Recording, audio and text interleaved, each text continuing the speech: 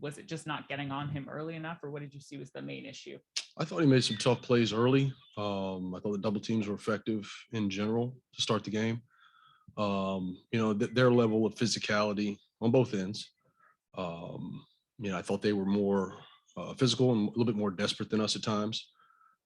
I think he got away with some easy looks in the second quarter, third, and obviously late in the game that just kind of snowballed. But he's a really good player. And I thought at the beginning of the game, I thought we were decent. But we're going to have to find a way to, match those elite players if we're going to be competitive, and really think down the line the playoffs. And that's what we're going to see. So we have to be ready for that, understand what's coming, and plan accordingly. I think it's mindset, but also from an individual basis, being able to step up and accept that challenge. What do you say to Trez after he gets himself tossed, if anything? Understand the I frustration. don't. Yeah, of course I understand the frustration. I'm not going to comment necessarily on why he got tossed. I don't know what he said, but obviously level heads have to prevail in that situation. And it happens. It's a heat of the moment reaction. He got tossed, and you have to go on. But I think he understands that his value, and we would prefer to have him in the game and on the floor. What do you show to Gaff after, without having watched the film, but afterwards, just to say, hey, I know you're obviously overmatched here, but here's some kind of little things that you can do? Well, I just think it's a learning experience. He's still a very young player, and he's going to have to figure that out. And some of it is just technique, of just kind of being ahead of the play and understanding what's coming. Learn to play angles, not give up, certain things on the defensive end. But he'll get it, and I think that'll help him, defend without fouling, be a step ahead of the play, and maybe give himself a better chance to absorb some of the contact that's given. Coach, how did they start to take control of the game in the second quarter? What Well, I think second quarter, they started. I think it was a 8-0 run. We fought back in that second quarter to kind of narrow it a bit. It was really the third quarter. A 15-4 run the first 6 minutes, and that's where the game got away from us. Combination of missing some of those shots. Some were decent, some were not. I think once again they put a lot of pressure on us to be in the right spots, initiate our offense, our setups. They're going to try and blow through things and make it tough. And at times we didn't handle it well. They played like they were the more desperate of the two teams. So. Hopefully it's just a minor setback, but we can try and get right as we go on the road. I know this is not a sport of excuses. There's no such thing. But how tough was it to cobble together a playing rotation with three people plus three people out due to the protocols plus two others? It's not easy, but once again, everybody's going through it. We're not the only team that's been affected with COVID absences or injuries or illnesses of any kind. So, that being the case, we still have to find a way to put forth a better effort, and it wasn't for, beyond that first quarter, I thought we got away from ourselves a bit, stopped playing for each other, got a little selfish, ball started to stagnate a little bit. We paid the price for it. I think it's one thing to just look at the defensive end. I think it was, both ends tonight. Wes, Corey got another start tonight. I think he led you guys in time on the floor. What did you see from him, and where is there still room to grow for him, kind of as he evolves? Yeah, I thought he did the right things. He wound up getting some of the same looks he made the other night in New York. He just didn't make them tonight. So I don't want him to lose faith or lose confidence because we need him. And I think he's mature and self-aware that, he'll find a way to bounce back. But I'm not concerned with the missing of the shots. The missing of defensive assignments, yes, that's concerning. Some coverage confusion. We showed some of that at halftime where, I think it's just a lack of communication. He's been in some of those same clips, at times, and he's just got to show a level of more consistency when it comes to that. But aside from the offense, I'm not worried about that. He'll make shots. Let's clean up the other end.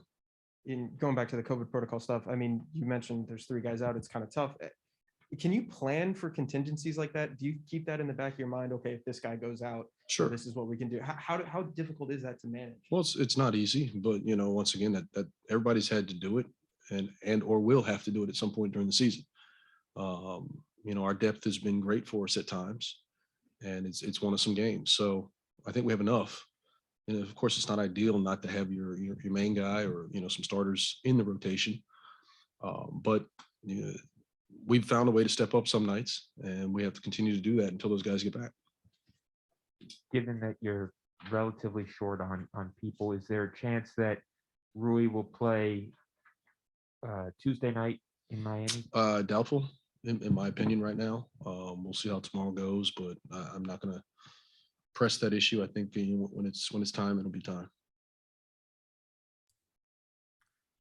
All right, Coach, we'll switch over to Zoom for some questions. We'll start with Chase. Hey, Wes. You talked about Joel Embiid and what made him tough. What made Tobias Harris difficult to guard tonight? I think in general, his level of physicality. He just kind of put his head down and played through us at times. And he's a tough player. Made some tough finishes. I think we got a little discouraged with that, where even when it was quality defense and he makes a tough shot versus good defense, I think it's deflating, especially if we're not getting a payoff on the other end. But that's where we just have to show that mental maturity to handle it. To all right, next possession, I got to defend him even better next time. We got frustrated. You mentioned the ball kind of stagnating after the first quarter, I think. Not your guys' best shooting night. Was it as simple as that, is why they were able to hold the percentages so low? Some of it was that, and some of it was their defense. I'll give them credit. They were the more physical of the two teams. They got into us. They pushed us around at times. They're going to try and blow through screens and make life difficult. They did that. And that's where we have to do a better job with our setups, of owning our spots, and accepting that challenge. Teams are going to try and get into you. Well, how do you respond? At times we were on our heels, and I think that affected our offense to some degree. Wayne. How you doing, Coach? This team likes to stretch the floor, shoot the ball. What makes it so difficult with a team like Philly that likes to control that type of pace? Well, where the ball is going to go. They're going to play through Joel, and you're going to have to react to him. He garners so much attention. He's going to open up a lot of looks for those perimeter players. So he got it going, and once again, I thought the double teams early were moderately effective. It's tough when a guy faces up. He's at 18 feet. And, is that a post up? Is that a face up or an ISO? But you got to find a way to kind of take something, out of the equation, make him feel uncomfortable. They made us feel uncomfortable on the other end, and I thought we allowed them to play with some level of ease. Also, Coach, with the circumstances with the COVID protocols, and you said it before, getting NBA floor time is crucial. Can you see the confidence in Joel and Isaiah, Corey, guys, Jordan, guys of those nature? Well, I think the more minutes, I've made this point before, the more game minutes they can log, the better, because you can't simulate, that environment in practice. So it's, in the end, it does pay off. It's not ideal, and they might not have immediate success, but they'll be better for it. I think that's important to get those minutes when they can, whether it's a 20-point loss or 20-point blowout. Or when we're up, if there's an opportunity to get those guys on the floor, the experience is invaluable. And hopefully they can take something from that. But we need them. And the sooner they can kind of grow in that area and help us, I think that it'll be beneficial for us. Thank you, Coach. All right, Coach, that is it. Thank you for your time. We appreciate it. All right. Have a good evening. What happened there when you got tossed, Trez? I don't know. You got to ask the ref, man.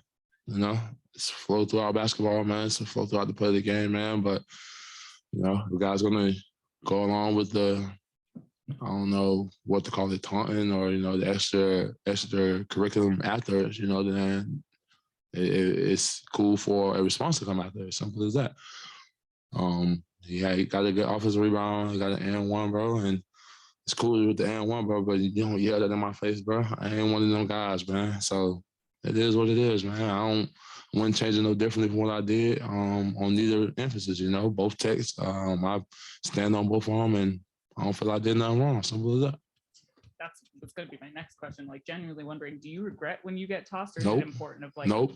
pride? Nope. I don't regret not 1 minute, man. Because at the end of the day, the double tap was called like how it was supposed to be called. You feel me? At the end of the day, but we gonna, nitpick about every little rule, taunting and all that, everything. Let it go both ways. You feel me? He got an and one. He wanted to yell in my face and stuff like that. I pushed him on my face. That was in there. You feel me? He the one wanting to step back and point. Oh, I got pushed. Like, stand on your toughness, bro. If you're so tough and you're so, stand on that, my dude. Don't start, nitpicking and pointing and want to do the telling when the ref walk in. My guy, stand on that. Because as you see, I am. I got tossed. I mean, it is what it is. I wish it wouldn't have been in the situation that it was in, but I don't regret it. I don't want to take it back. It is what it is, bro. And I'm not going to change how I play for nobody, man. I'm not going to back down for nobody, man. I don't care about none of that rule talking and all that, man. It's talk. It's talk. Simple as that. Aside from that, how did, I guess, Embiid get going so early? Like, what could you guys have done different to make him just more uncomfortable? I mean, at the end of the day, like you said, he got comfortable. I mean, he started, getting in flooring early on. We knew they was going to go to him early.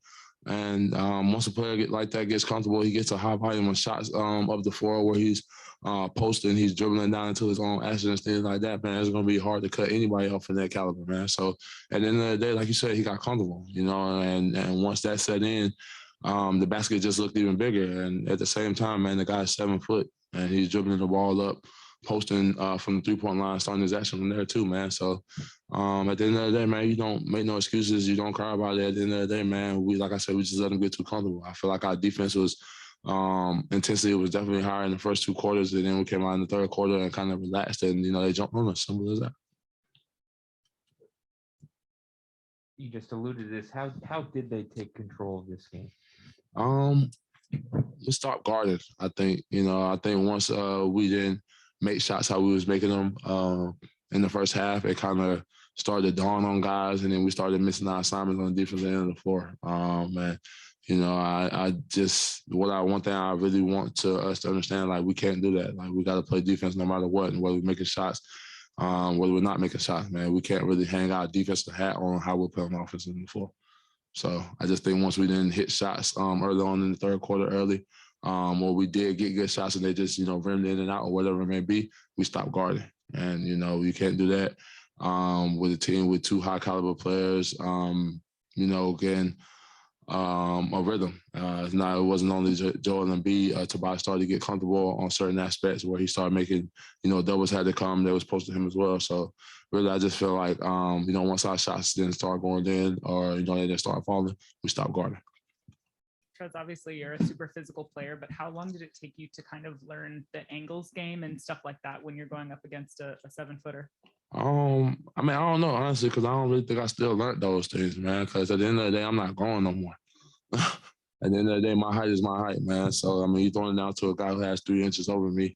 The physical part is, I'm still standing in there. I'm not, being easily moved or anything like that. But at the end of the day, when he turns around and goes shoot, I'm still giving up 3 inches. So, and at the same time, it's a little bit tougher when you got a guy who tries to use, every little answer to get a foul call, hand swipes, like James Harden and stuff like that, man, which I thought we was taking out the game. But, neither here nor there.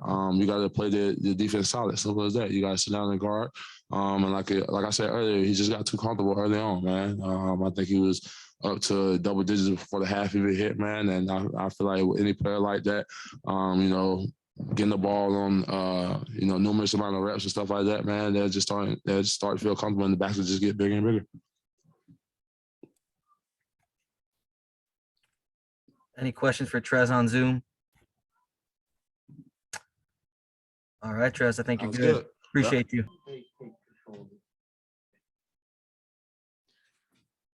Obviously, it was Embiid, so they were dumbing it down to him. He's the best player. They were giving him touches. We obviously were doubling, and he still had basically 40. But also off the double, that's what frees up, the other guys driving lanes, things like that. Because obviously you have to rotate off the backside. So, it was a very dominant performance. is that just kind of the key for you guys as guys obviously off ball when you have to think about, okay, we're going to see big guys like this down the road in the playoffs, things like that. Like, what do you think about how can I help this in the future? Yeah, I mean, we just have to have our rotations tight because if we double, we have to make sure the rotations are good. The other thing we have to try to do is not foul, obviously, because when they went on that run, like, they're not great in transition defense, which we kind of got into in the first half. When they went on that run in the third quarter, we were taking the ball to net every single time, either a foul or, a layup or a made shot or whatever it was. So, it kind of slowed us way down from how we were playing in the first half. And they were able to kind of, take control of the game. I think a lot of guys with all the COVID stuff and it's changing every day, it's just like next man up mentality. But how difficult is it to really lock into that? Like, as someone who's doing it for the first time this year and having to kind of keep up with it day to day, is it an easy thing for you to just say like, okay, whatever, nothing changes for me? I mean, I don't think it's easy because obviously with every person out or every person in, styles of play, roles, everything changes. But at the end of the day, I mean, we're professionals. We get paid to do this, and it's not on us to complain. Like, we gotta continue to figure it out. So very much so it is what it is type of mentality. But no, it's also not easy. What adjustments did you have to make tonight, do you think? In our you mean like with Harrell now and stuff like that? Oh, I mean, obviously that's more of coach adjusting the rotations and doing what he needs to do so that we could put our best foot forward tonight. I mean, again though, like we didn't stop Joel, not even a little bit. So and then obviously Trez getting ejected also hurts our team because he's in a lot of ways a heart and soul too. So all those factors combined. How much of their physicality and not just Joel's impact the game? Yeah, no, I mean, they're a good ball club. Obviously, they played playoff basketball. I was telling somebody on the bench, it's kind of like if you remember the Seahawks like 5 years ago, 6 years ago when they were Legion of Boom, they're like, yeah, we hold every play. Like they can only call so much stuff like that. Like you gotta respect it. That's a play style. Like again, that's another it is what it is thing. I mean, we did get them in foul trouble to a certain extent. In a lot of ways, we got to convert our free throws. We got to continue to play. But at the end of the day, like, if we were able to get them in transition, like kind of a clash of styles, right? If we were able to get stops and get them in transition, we probably win. But with them, scoring every time and breaking up the rhythm and keeping the pace to their liking, like, that's why we lost.